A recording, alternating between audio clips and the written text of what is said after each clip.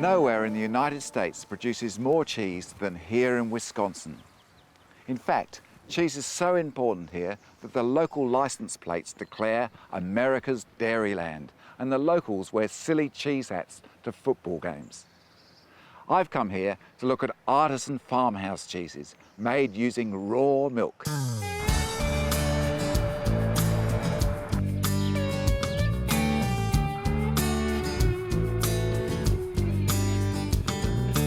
Wisconsin lies in the Great Lakes region of the Midwest, and its beautiful countryside is a mix of rolling hills, meandering rivers, sparkling lakes, and endless green pastures. It's famous as the home of America's beer, which is produced in the sprawling lakeside city of Milwaukee, and the symbolic Harley-Davidson motorcycle.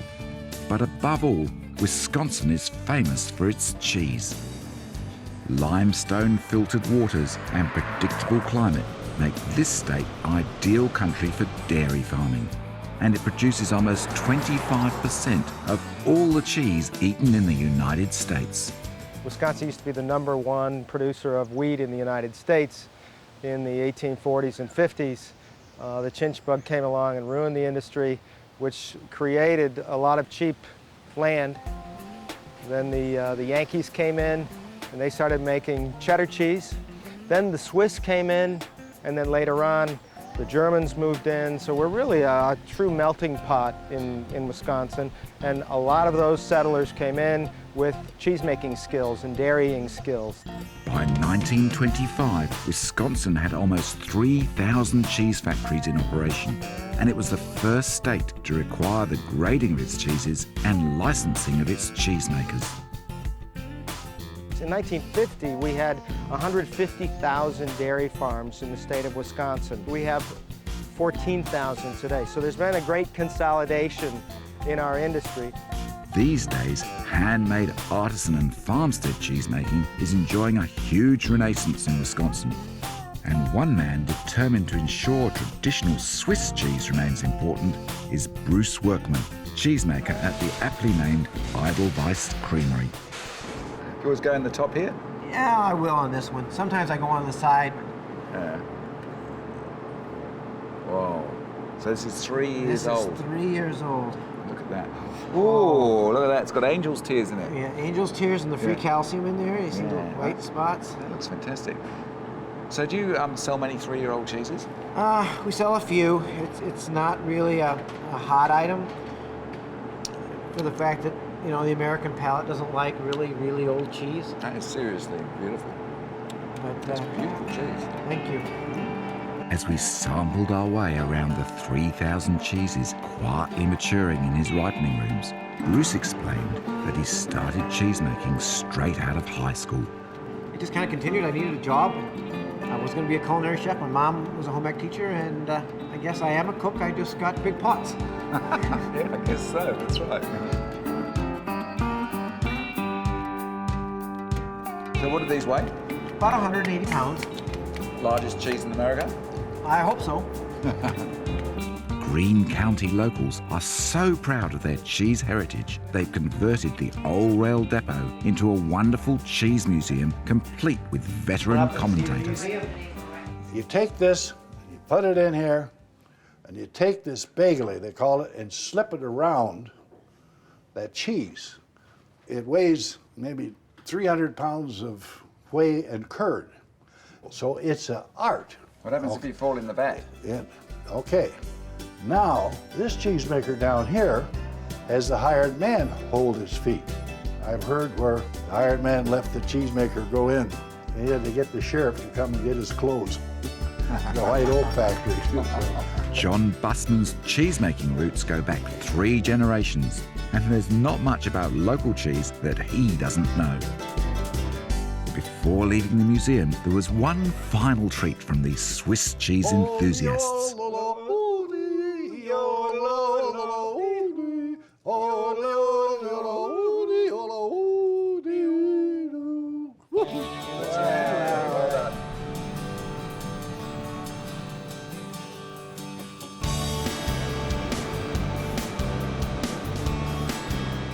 One of the most awarded of all the new artisanal cheeses in Wisconsin is Pleasant Ridge Reserve, and it comes from Uplands Dairy in the southwest of the state. It's just very gorgeous. It smells sweet. Butterscotch. This is genuine Farmstead cheese, and it really reflects where it comes from. All the cheese making is controlled by Mike Gingrich and his wife Carol, whilst business partners Dan and Jean Padenot are responsible for the welfare of the cows and the milk quality. So you copied this from a Beaufort recipe? We decided we wanted to make a cheese like Beaufort, so we asked the university if there was anybody there that knew how to make a Beaufort and could they help us. So that's how we got started. We took our milk into the university and made 8 little test vats and tried them out, aged them in our basement, and decided what we liked, and that's how we got started. So, have you always been partners in the farm? In this farm, Yeah. we each had our own farms before this one, Yeah. and then when we bought this, we pooled our resources. We've had very good fortune, really, in that each of us is able to do the things that we prefer and avoid the things that we don't prefer. And this is a kind of a complex operation. There's lots of work. Pleasant Ridge Reserve is a classic semi-hard cooked cheese, and it's a really delicious nibble. It's no wonder that it's won a swag of medals.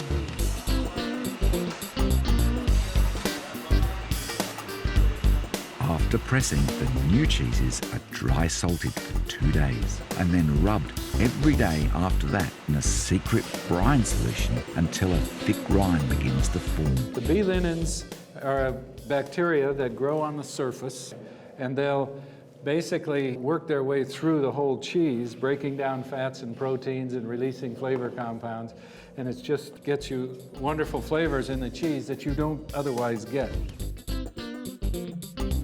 These cheeses have been ripening in this room for the past year, and they've developed an extraordinarily sweet flavour. That's largely due to very clever pasture management on this farm. Uplands Dairy only make Pleasant Ridge Reserve from late spring until the fall, when the pastures surrounding the farm are green and still growing, and the cows are moved to graze a different part every day. The flavors are somewhat muted, I think, when you pasteurize it or even if you heat treat it. Yeah. And when it's purely raw, you know, you're just getting it just the way the cows want you to taste it. It's great. Well, it certainly tastes good. Thanks very much. You bet. Thank you. Here's to your future. I hope you keep going. Thank you. Beautiful. Almost all the cheeses made at Uplands Dairy are matured in the farm's maturation rooms. But Mike has made one exception. He's teamed up with another cheesemaker named Willi Lehner, who's purpose-built a clay and straw-lined cheese cave and a very impressive underground maturation cavern with a domed ceiling on his property in the rolling hills of Blue Mounds, 25 miles west of the state capital, Madison. And that's one of the reasons I went underground, with curing my cheese, because I don't have to heat or cool it.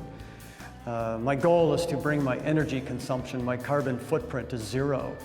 And even though making cheese is a very energy intensive proposition, I feel that I'm paying back some of my carbon dues by producing all my own power. I actually produce more power than I use, and I feed that back to the utility. Now, what about these here? These look a little bit familiar to me. I think I might have seen these somewhere before. I made this whole string of cheeses using the milk from Uplands. These are all raw milk cheeses. And then I cure the cheeses here in this cave. Willi also makes a cloth-bound cheddar, which is considered a Wisconsin benchmark. And there's no doubt in my mind that his caves are a crucial part of his success. Just tell me a little bit about this room, because this room's pretty important. It's you've got these fantastic walls in here, and lovely, sort of feels very, very sort of almost church-like. Yeah, it was an enormous amount of work, way more than I ever thought possible. But it's deep enough in the ground so that the temperature is quite stable. It does fluctuate, but when it does fluctuate, it's by 1/10 of a degree over many days. And it'll stay within a range of maybe 6 degrees from winter through summer.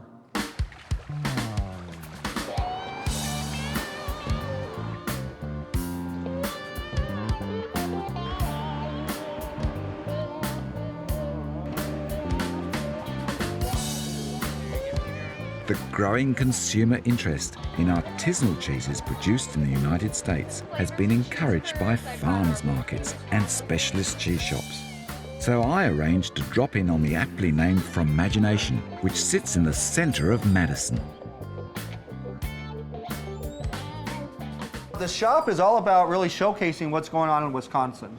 As I was meeting with cheesemakers, I found that there was a lot of craftsmanship in what they're doing, and I really wanted to create an environment that really showcased the beauty of their craftsmanship.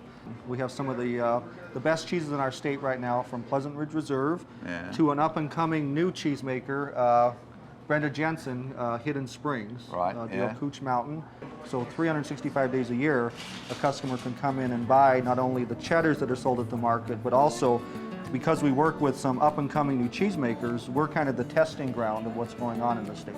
So it really is a great working relationship. We're learning from them, they're learning from us about our customers' taste, and it just makes a great marriage. Fromagination carries an extraordinary range of cheese, and Ken's passionate enthusiasm for local cheese proved very helpful in my search for where to go next.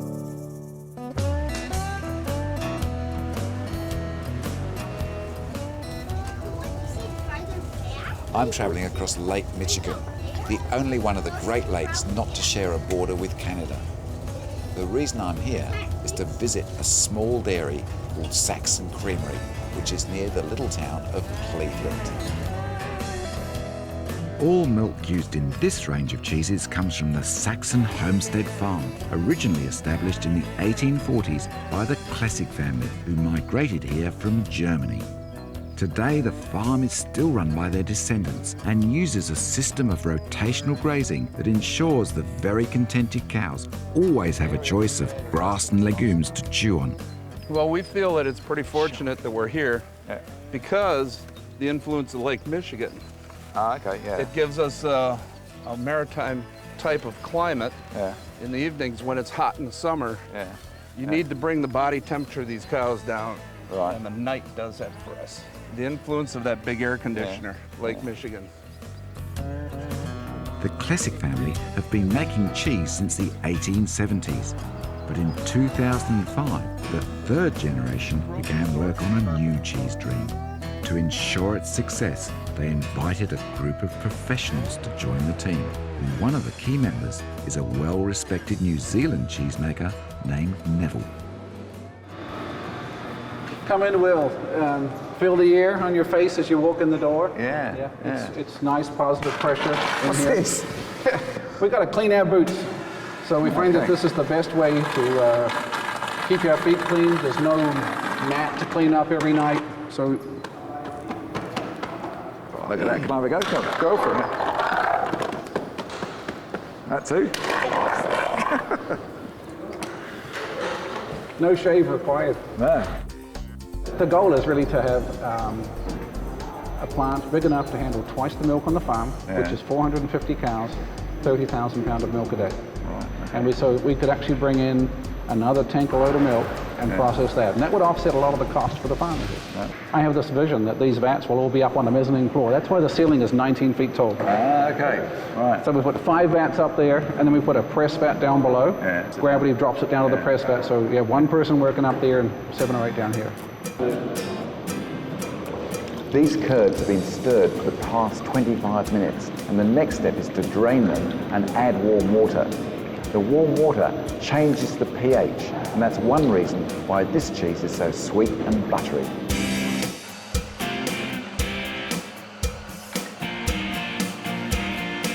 The curds are washed inside the vat and then pumped into the hoops. They are then allowed to set overnight, turned out and placed in a brine bath.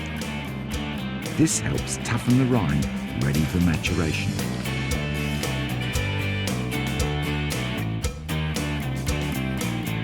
So the future is looking really good. You might be. Well, there are ups and downs, but it looks excellent for the future. That's great.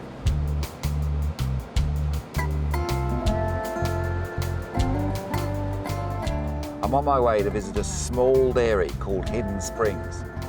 They make a sheep's milk cheese and apparently used milk from a local Amish community. Now the Amish don't like to be photographed, so we'll just have to see how we go. Hidden Springs seems a very appropriate name for this small, environmentally sustainable farm hidden away in the rolling green hills of western Wisconsin. But I knew I was getting close when I passed by several Amish wagons. Hidden Springs Creamery.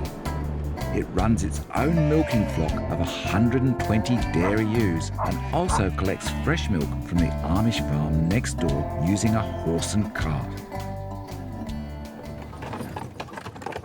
This has got to be the first time I've ever gone to collect milk in a horse and cart. Do you do this every day? Not every day. Sometimes we do take a vehicle over, but we really enjoy taking the horses over. Brenda and Dean Jensen established the creamery after leaving their jobs in corporate America.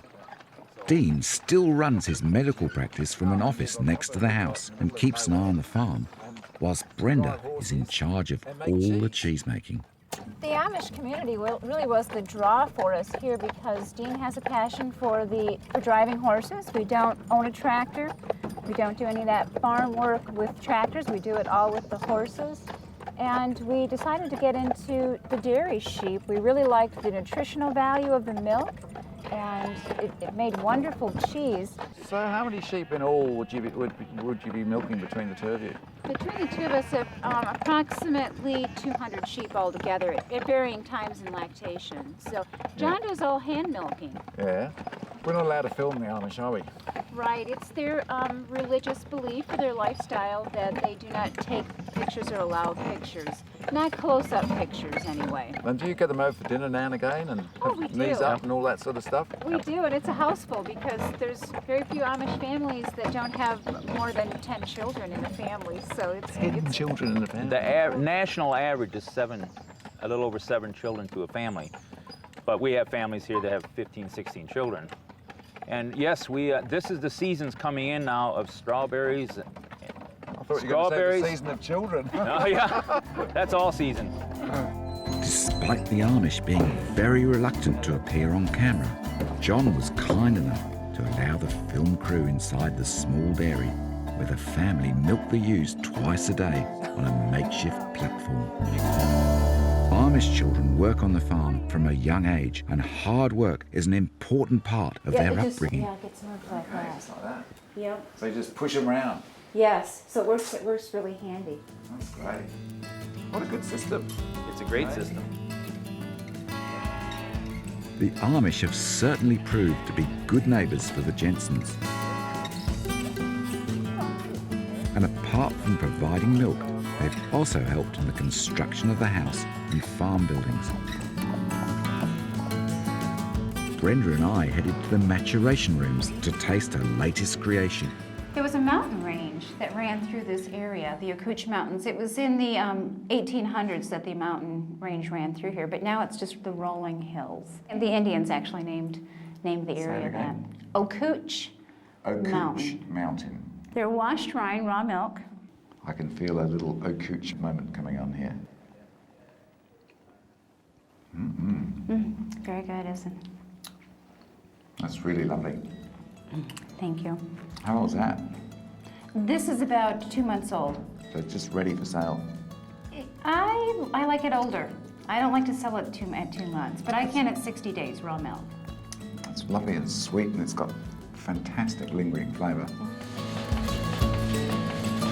Brenda is clearly at home with her dairy animals and supervises all the milking. These sheep are really friendly. They're a mixture of Leghorn and East Friesland dairy sheep and produce about 2 litres of milk every day. And even more unusual is they're protected by a donkey named Cicero. My final lesson at Hidden Springs was to try an old Amish recipe that Brenda makes with her popular fresh creamy cheese she calls driftless. You know, one of the things about America is you do like sweet things, that's for sure. We do. You know, we do. We're an awful sweet people, I think. Yeah, that's for sure. That's...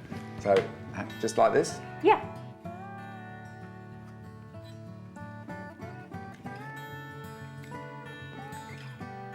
Well, if you like sweet things, That that really sure is going to hit all those points. The contrast between that sheep milk cheese and that chocolate is just wonderful. It's lovely, isn't it? Yeah. Yeah, that's good. I can see people really liking that. So that's a genuine Amish recipe. Yes. Thank you very much. First time for everything. Great.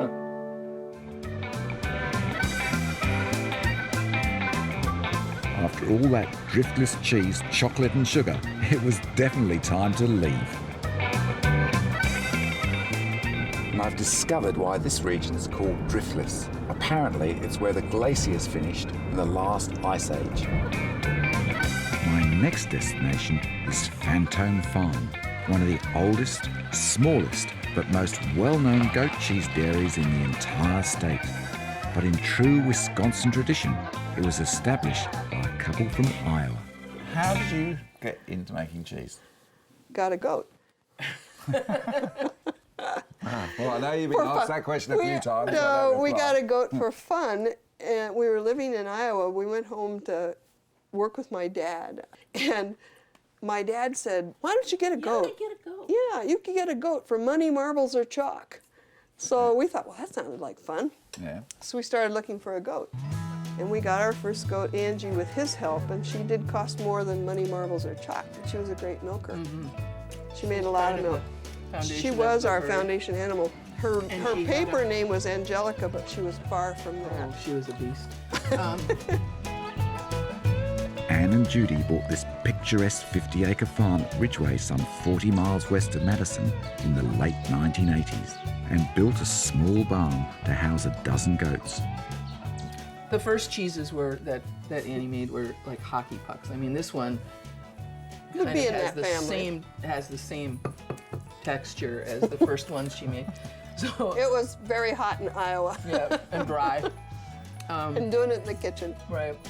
Anne has certainly learned a thing or two from those early years and attributes much of this to feedback from her customers at the Dane Farmers Market in Madison. The handling of the fresh milk and curds requires great care, as the fat molecules are very fragile, and Anne has introduced several innovations to minimize handling. We put a positive pump in. Right. So it's as gentle as possible from the minute that anybody starts handling the milk. From the bottom of the bulk tank into the bottom of that, into the bottom of here, so it just rises very gently. The Fantôme Farm cheeses are delicate and creamy, and after seeing the dairy in operation firsthand, I can understand why they've developed such a legendary reputation. Well, and when I've made the fresh cheese, raw milk for us, it's a different, you know, it is definitely more variety within the taste, yeah. Just a lot more subtle. Thank you You're for welcome. giving me an opportunity to taste Wisconsin goat cheese, because I'll tell you what, if it's all like this, it's fantastic. The final stop on my Wisconsin journey was a visit to the famous Larry's Market store just outside Milwaukee. Since the 1970s, owner Larry Eller and son Steve have stocked a growing range of international and local cheeses. We started off with just international cheeses. And I remember when customers would come in here and say, how can you sell those foreign cheeses here in Wisconsin? You know, you're supposed to sell Wisconsin cheeses. I said, there's a lot of guys selling Wisconsin cheeses. We have to make a living too, so we got to be a little different. As far as American artisan cheeses go, my real awakening came in 2001. That was the first American Cheese Society conference I attended. And that was a real eye-opener for me of what some of these American cheesemakers are doing. And that really set us on the path to starting to work with these cheesemakers to sell their cheese, and it was very exciting. It was very, a lot of fun to do. Now, there's one more thing I want to do before I go. So, this is it. Follow me. Right, this way. Larry, I want you to take this little hat here and go and put it on your son's head. There you go. A little generational change. Thank you. Well, whilst here in Wisconsin, I didn't see anyone wearing one of these silly hats, but I did manage to buy one. I also met an amazing group of people and tried some great cheeses. So I think the future is looking really good. 3. And You know, obviously in Holland there's not more land. So just tell me about this one here.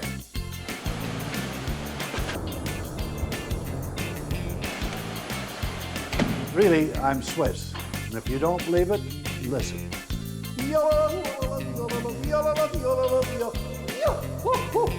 Now there's one cheese I noticed a little bit earlier on that I want to ask a question about, because I think it's the first time I've ever seen a cheese like this. Look at this. What is this? Tell me more. There you go, there's your Wisconsin fried cheese curds.